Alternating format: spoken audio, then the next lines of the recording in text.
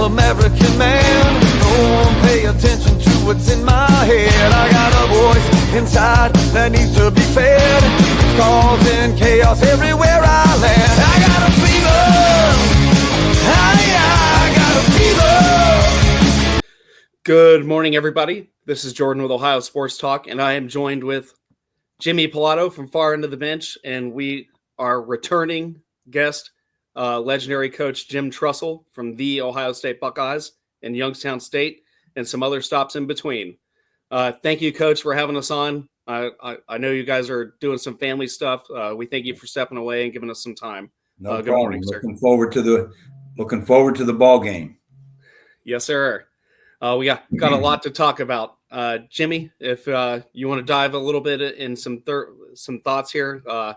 Round one, Ohio State versus Tennessee. We were a little bit nervous. We were a little bit on the edge of our seat.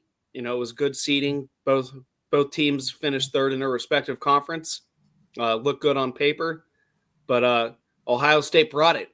Jimmy, outside looking in, as a kind of a semi-Buckeyes fan, how did you see that unfold? No, Coach, I'm interested to get your take on it. I was, I guess, not nervous, but I was concerned at how the team was going to respond following the Michigan game, because as a coach, you know that your team can either respond really well or maybe go into the tank. It's a tough situation. I think you're saved a little bit from the fact that the end of the bracket is still a national championship, and that's still a goal that you're able to accomplish. But Coach, going into that matchup, did you expect the response that Ohio State showed? I mean, 42-17, I think, was bigger than a lot of people were predicting. So what do you think you saw out of that matchup with Ohio State coming off that loss to Michigan? Well, first of all, Jimmy, you're a semi-Buckeye fan? What is a semi-Buckeye fan? We talked about it. I live in Colorado, right? So I didn't get to see them as much growing up, and it's not as much of a life blood thing around. I do have an uncle that's actually, his family was alumni and were professors there for a long time. So funny enough, it's been in my family for a while, but I just don't get it as much as you guys do. Well, I just wanted to clarify that because I've never heard of a semi-Buckeye fan. But anyway, I think we got the reaction we were all hoping for.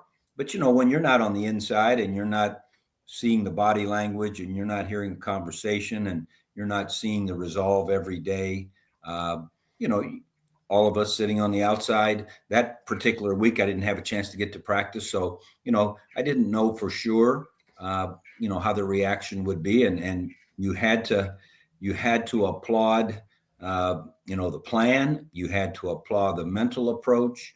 I think one thing, after having talked to Ryan and those guys after the game, they really appreciated the fans coming out in the sub-zero temperature, the students staying home from going on winter break. The marching band could have gone home, but, they wanted to be there. And I think they had a passion, to play a heck of a lot better than they did the week before. And so to me, the reaction was great. I think they came out early and really got after them, which, when you're the home team in tough weather, if you can get up on someone, it's no fun to be in bad weather away from home. And you could see the Tennessee guys dropping like flies, once they got stung a little bit by the Buckeyes. And again, I thought the plan was great. The mentality obviously was great. And, it was a good way to, extinguish for the moment, their disappointment from the week before. But, they're going to have the same resolve going into this one. And one game, one life. That's where we are right now. And every team that's left in it is in the same boat. And it'll come down to, who has the right mindset, who has the right preparation, then who makes the plays. Because you're playing nothing but good teams. And that's the fun of the playoffs. And I've told a lot of my friends who are doing this for the first time that this is like the old 1AA days where, you had to beat 4 top 10 teams in a row. It wasn't like you could play a top team and then have a couple of games that weren't as tough and then play another top team. Every week you got to strap it up. And, this week will be no different.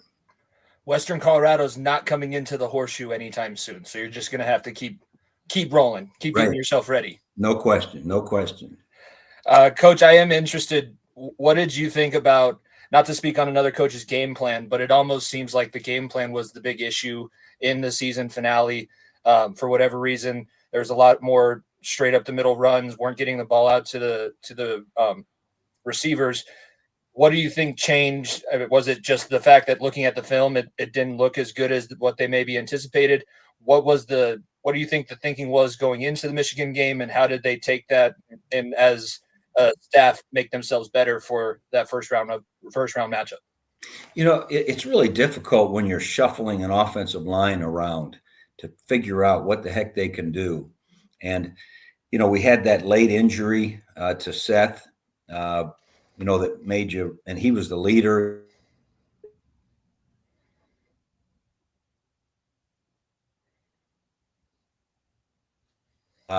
There's no question when you have another ball game, especially against a front like Michigan, their front's no joke.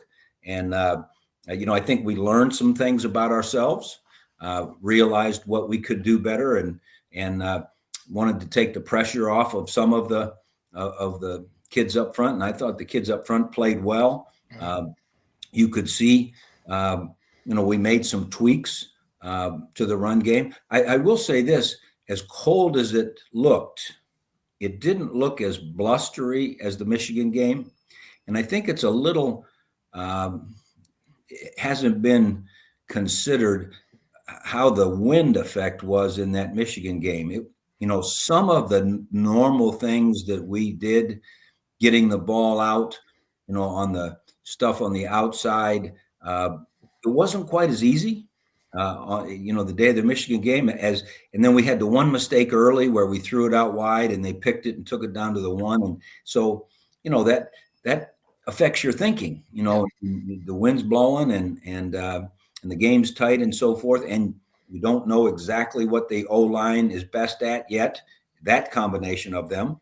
And so I think they made a great adjustment. Would they have about 10 days or so? I can't remember, 2 weeks, whatever it was, to figure out a little bit more of who they were, what they wanted to be.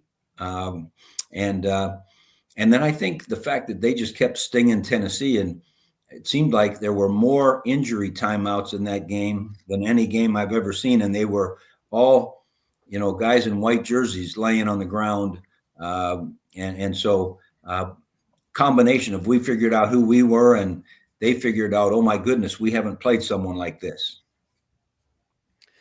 And I fully agree with you. I think, Chip Kelly tweaking the running game, and especially with the passes on the perimeter, going from sideline to sideline, the delivery did look a lot better than the Michigan game, like you said. And, weather permitting also. It was cold, but there wasn't as much precipitation. Or wind. Wind. Wind. Just I'm not a golfer, but I listen to my golfing friends. They tell me that wind they'll take rain, they'll even take snow, but wind is what affects your game. And the same is true with quarterbacks. That's tough there. And the good news now is, you're in Pasadena, and if you earn the right to go to Dallas, and if you earn the right to go to Atlanta, I think next, you're not going to have a conditions problem. And as skillful as we are across the board, I wouldn't want to play us in perfect conditions. I would rather play, when it's 20 degrees and the wind is blowing, because that's the great neutralizer. We always say weather's the great neutralizer, and especially wind. And so, I think we're in a good place right now that we can do all of who we are. And I think, again, another week with that offensive line, a little bit more of what they can do and how they work together. And, 5 guys working in unison, when you lose 2 and then you lose the third one, that dance choreography is harder. Oh yeah. And I think we're starting to get in sync. 5 guys working together as one fist. That was our offensive line room saying, and it is difficult, but you got to build, you have a ton of confidence coming into this matchup too. Not only did you win your first round game as much as you did, but you played out what everybody assumed, because that was the debate over the last few years of college football, was SEC versus Big Ten. Could the SEC stand up to the weather? And I mean, that was 100% on the nose when you were talking about Tennessee kind of backing out with the weather and not being hit as often. And Ohio State's got all the confidence in the world, way more confidence than they had in this first matchup that they played against Oregon. So I think that's going to be a huge factor as well. I can remember for decades and decades, everyone saying, well, every time the Big Ten goes to a bowl game, whether it's California or Florida or Louisiana or wherever, we're always the away team. What if we were ever the home team? Well, I think you saw Penn State, Notre Dame, Ohio State showed that there's a little bit of advantage to being the home team. Oh, big time, especially in the new era of the playoff system. It was really happy to see, and something that was also kind of reported by the Pat McAfee show. Tennessee practiced indoors.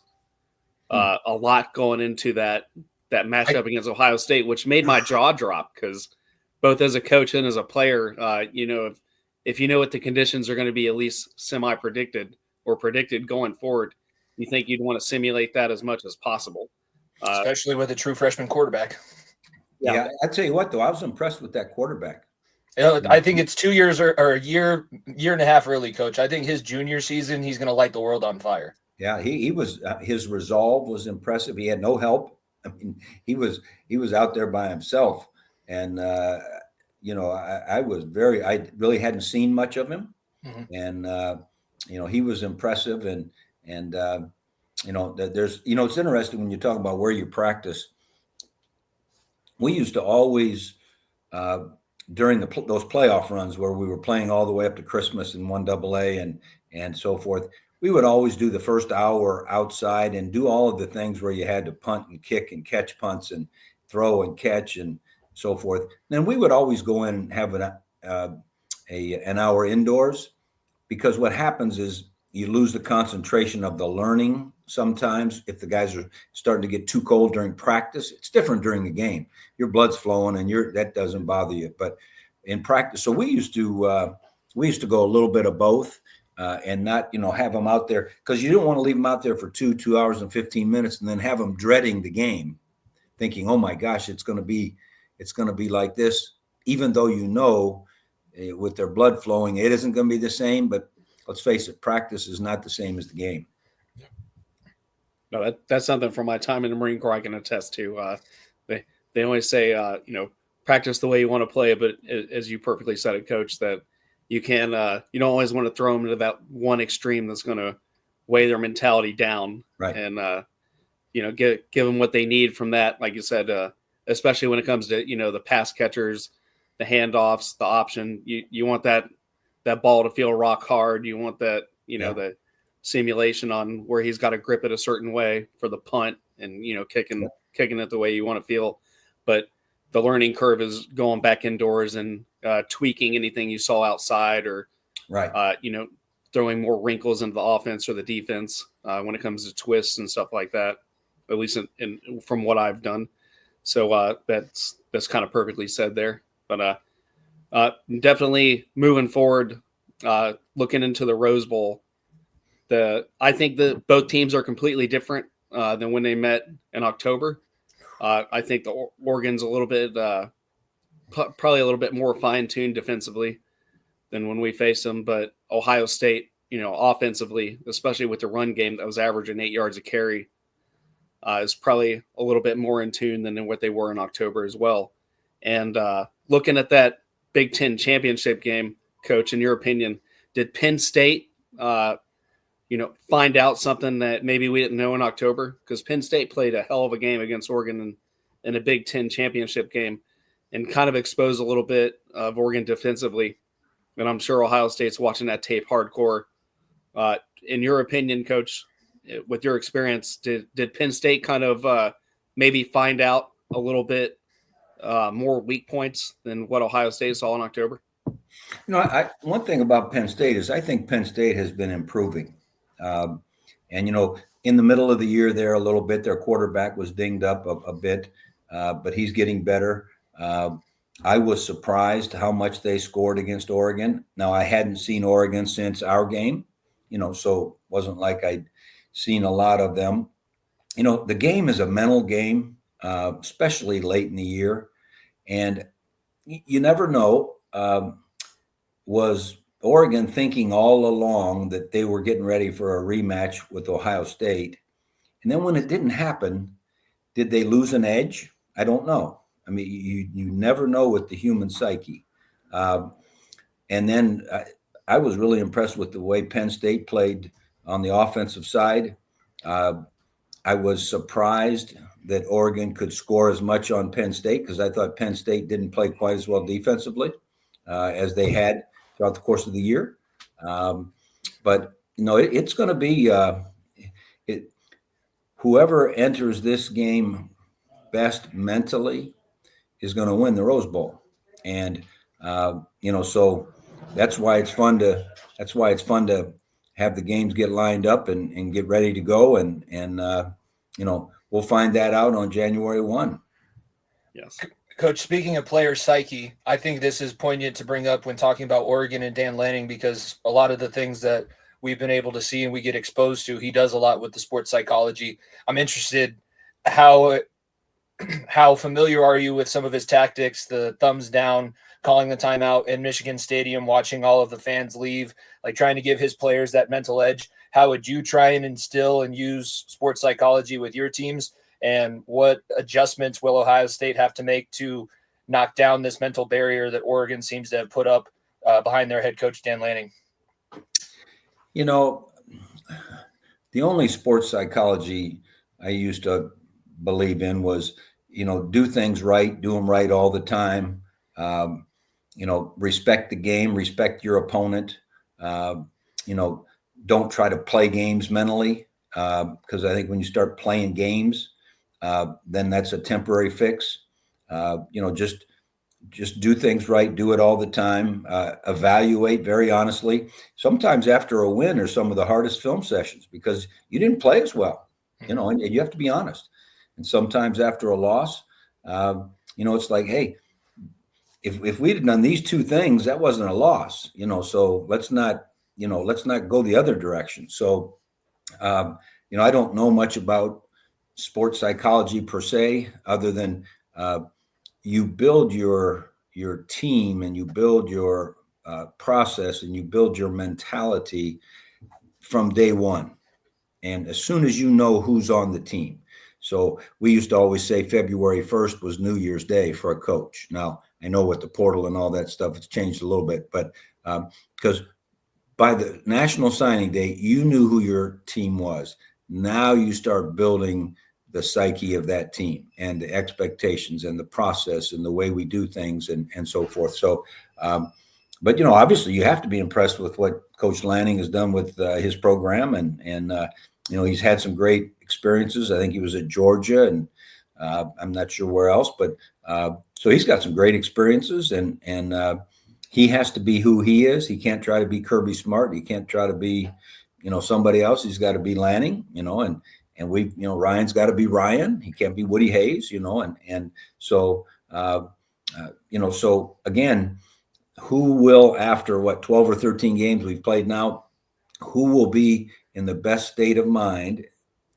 And again, game plans will be important because it's a guessing game a little bit. You might say, okay, now they did this last time we played them, so I bet you they're going to do this. Or you might be sitting there saying, well, they had a lot of success with this, so we better be ready for that. Well, we better be ready for the thing that comes off of that, whatever, because they know we're going to try to stop that. And if they know we're trying to stop that, they're going to do this. So the fun of the chess match is, second in my mind, but the mentality of our team going into the game, that will be everything.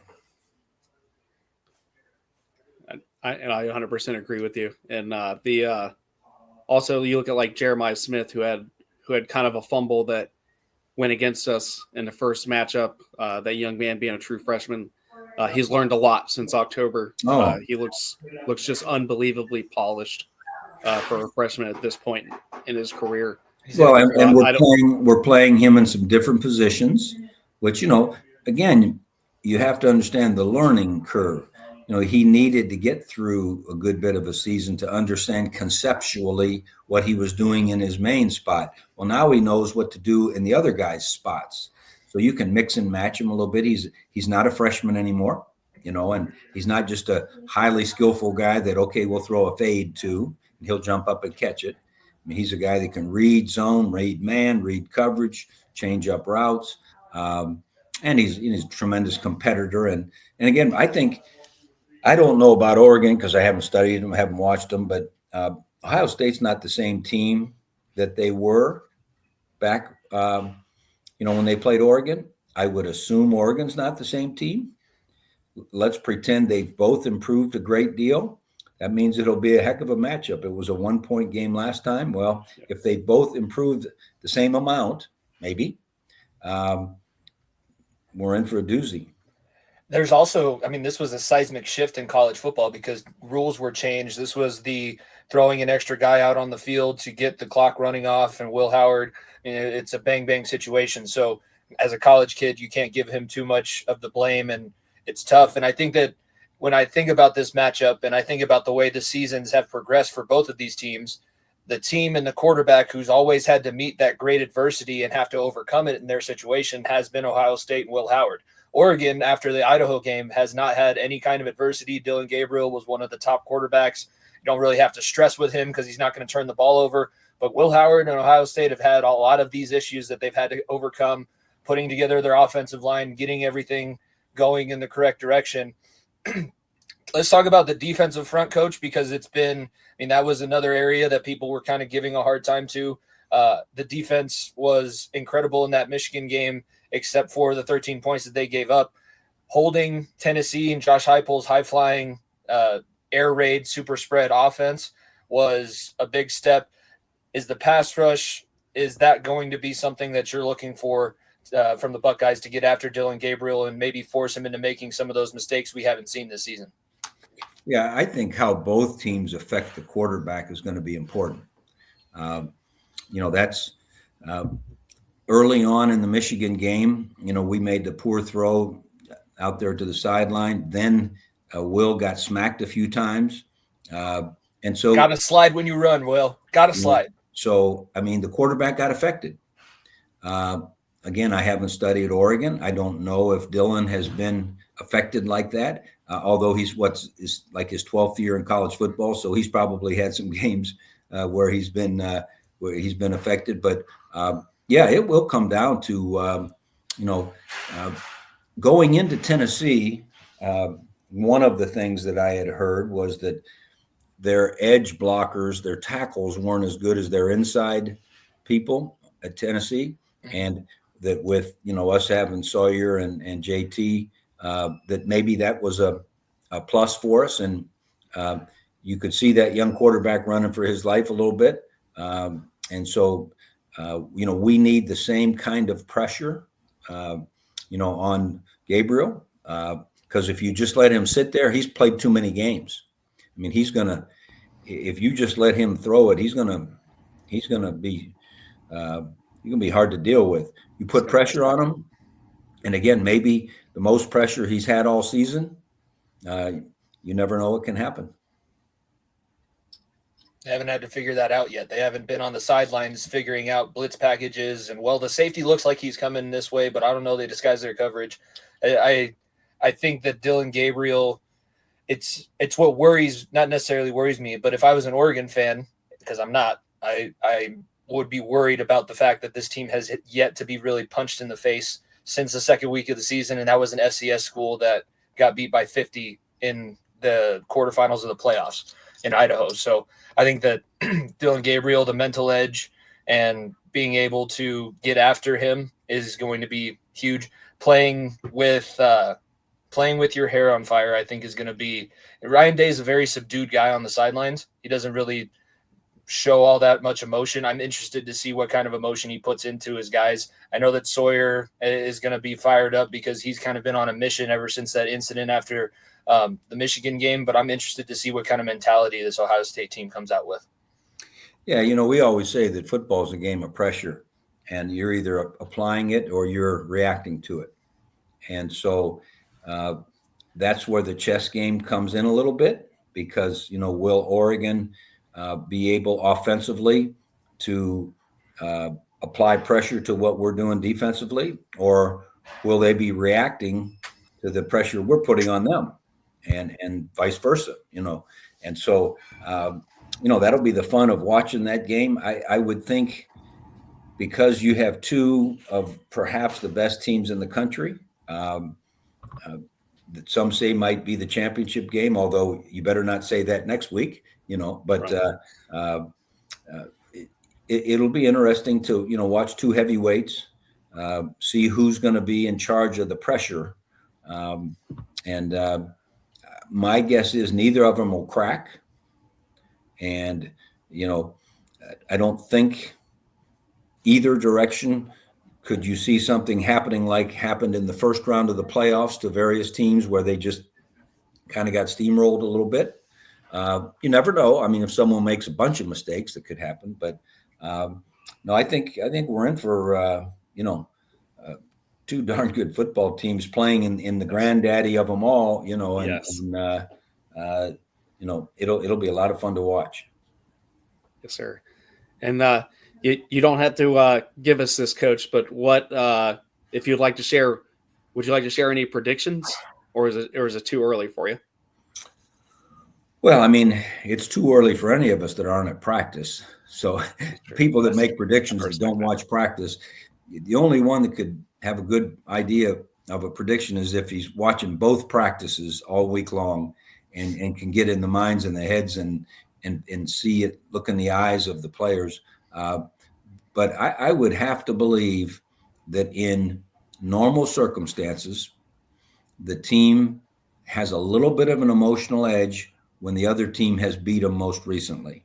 Whether it was, hey, we lost to them last year, you just have a little edge because you've been thinking about that for a year. Or if you lost to them in whenever that was, October, you've been thinking of that for 3 or 4 months. So I would like to think that natural emotional advantage we have, along with the evolution of the team, as it's grown, that would give the Buckeyes an edge, by, I'm going to say 7 to 9 points. I don't know what the score will be. I'm assuming the weather will be perfect in Pasadena. It always is. I don't think we'll have any adverse, monsoon come in or anything like that. But assuming it's good conditions and so forth, I would like to think we'll win by 7 to 9. Now, if they make a whole bunch of mistakes or if they crack because they've never been behind, who knows? We could be bigger than that. If we make a couple mistakes, it could be tighter than that. But if you make me make a prediction, I'll say Buckeyes by anywhere from 7 to 9. And I like that. And I'm also kind of factoring in, and Coach, with your experience, I don't know if ring rust or game rust is a thing, because Ohio State's is coming off of more recent play action where Oregon has kind of had 10 plus days off. It's 21. That's going to be 21 almost, because the Big Ten championship was a week before Army Navy, so it's been a while. That's right. That's right. And that'll be, you early on here in our time together, you brought up that quote sports psychology. I mean, I don't know if I would call it that, but how they handled mentally those 21 days will be important. For a while they were thinking they were going to play Ohio State, and then boom, it didn't happen. They played Penn State, and all of a sudden they have a bye. But as soon as the brackets came out,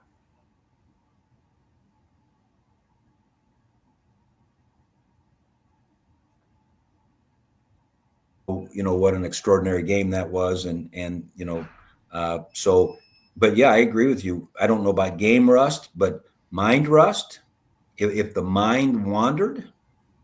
And, we used to always say you can't win the national championship in spring practice, but you can lose it if you don't improve every day. Well, the same thing goes on those 21 days. If they didn't improve mentally and physically throughout those 21 days, then, perhaps early on in the game, you could see something. My bet is with the quality of folks they are, even if they start off, 8 minutes of the game a little rusty, they're a good outfit, and I got to believe that they'll be back at it. Now, it could be too late. Who knows? But I wouldn't count on it helping us. I respect that 100%. Yeah, I think. Go ahead, Jordan.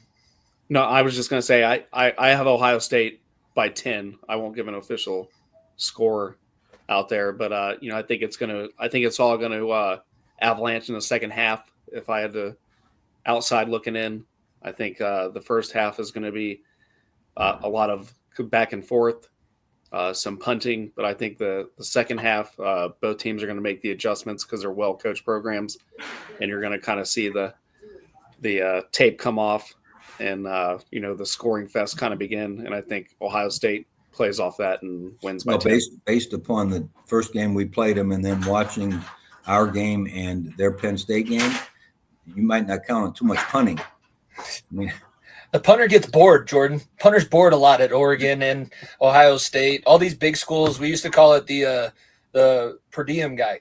You're just the per diem guy.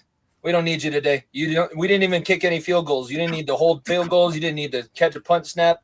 You just got on the bus, got your per diem meal, got out of there. You got a free weekend outside of campus. Yeah.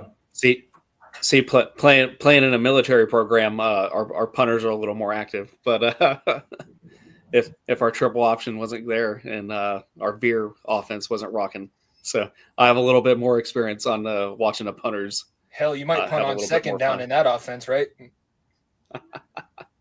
I tell you, old Navy looked good in that Army-Navy game. Ooh. Yes, and then they, big congratulations to them beating Oklahoma as well in their Armed Forces Bowl game. They got that good Ohio quarterback. Horvath. Yes, Horvath he out-dueled Captain America in that Army-Navy game. Yeah. Coach, I'm interested what your take is on it. I almost wish that we had a season of this bracket to watch before we had to make predictions and anything like that, because last week it was the home sites was the first thing that we've ever experienced. Now we're experiencing these first four teams coming off of a bye for the first time. I'm with you. It's going to be depending on how these teams handled that long layoff that they had. But I think that this will be telling not only for this season, but I think moving forward. As somebody with experience on the bracket, did you ever experience having the bye? What were some of your strategies that kept guys engaged so that you didn't, like you said, lose that national championship shot in those days off that you have? Well, the way it was in 1AA, which is now FCS, the minute the season ended, 16 teams were picked and you didn't have any breaks. I mean, you just rolled straight into playing 1 versus 16, 8 versus 9, et cetera, et cetera. So we didn't really have any breaks. So I can't really help you with that. I do know that we had, 10 bowl games at Ohio State and we had a long break, in all those. And it was important. And some of the games that we handled the break well, we played well. Some of the games where we just mentally didn't handle the break, and you could kind of see it, but you couldn't. Momentum's a funny thing. And that's why, you just never know. But I think breaks are harder to handle than just playing 1 week after the other. Physically, it's harder to play 1 week after the other, but mentally, breaks are hard. That's true. That's what I didn't have a choice. They would keep us around. We weren't allowed to leave. But right. The college students having a choice to stay in the weight room or stay around the program versus going home and being tempted to those sweet snacks over the breaks, or your mom makes those homemade Buckeyes, or grandma bakes that pie, and you always wrestled with how much time do you give them off, how much around final exams, around holidays. Then you get into some of those postseason award shows, Heisman, this, that, and it's interesting. And so I don't think Oregon has an advantage in the time frame thing. I think we have the advantage, no question. And again, you had the emotional advantage of having lost to them last, and we've got the little bit more staying on a rhythm advantage.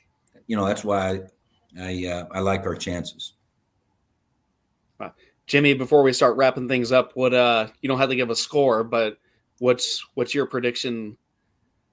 The more I think about it, the more I turn it over in my mind. I was initially thinking that Oregon, when we made our predictions on the far end of the bench, I did predict Oregon as national champion. I think that this game has a really good chance, whoever comes out of it, to go on that national champion run.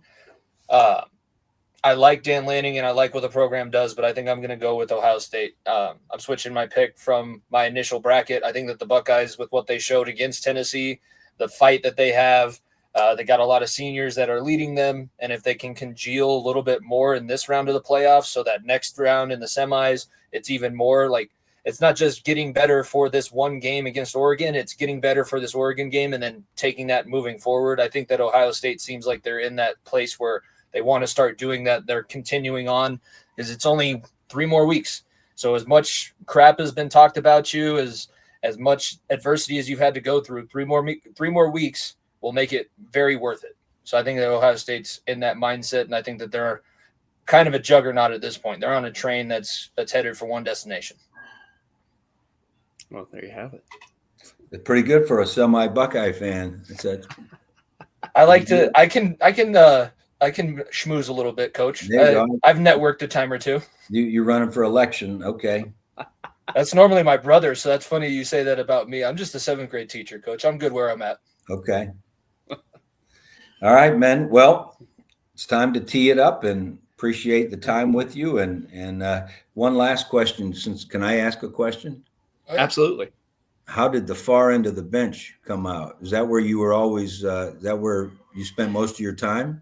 Yeah, that was it was my buddy and I. I played Division II college. He went D3 and then stopped playing after a season. But it was always the joke, because we were the 2 big studs on our youth team, and then we never grew because we were Italian. So 5'10" at 7th grade, and then never get any bigger. We were talking about it after, and we wanted to start our show. And he's like, well, now we used to be on the field, but now we're just talking, what, from the bench. We'll be the far end of the bench. Why not? And it's stuck ever since. And people sometimes get the joke. Other people think that it's true and that we have no idea what we're talking about. It's like, no, we have experience to fall back on. You just don't want to listen to it because we're sitting by the water cooler, making sure the backups and kickers don't get any water, Coach. There you go. All right, guys. Well, Happy New Year, and let's get one. Let's get one, Coach. Happy New Year, Coach. All righty. Thank you again, Coach Tressel, for coming on. You're welcome on anytime, anytime at all. It's an honor. A kid from Midwest Ohio. I never thought I'd be, never dreamed that I'd have the opportunity to speak to you. So you answering our email. Yep. It was a long shot. I put it together. Everybody told me he's never going to answer, but and when you did, it was happiness is not even a word that states it, but gratefulness and beyond is definitely something I would say. So thank you for your time, Coach. You made a lot of dreams come true for me. So we appreciate your service to our country, and it's fun to talk about this great game. If it weren't for men and women like you, we wouldn't have the freedom to play this game. So we appreciate you. On some of my dark days, especially through the holidays, that means the world to me to hear. It's been, I've had ups and downs, and not everybody made it back. So definitely extremely grateful for those words, Coach.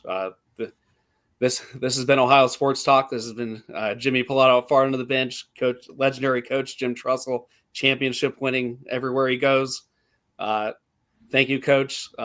Happy New Year's, everybody. Hope everybody's Christmas was great. We'll see you next time, and have a good night.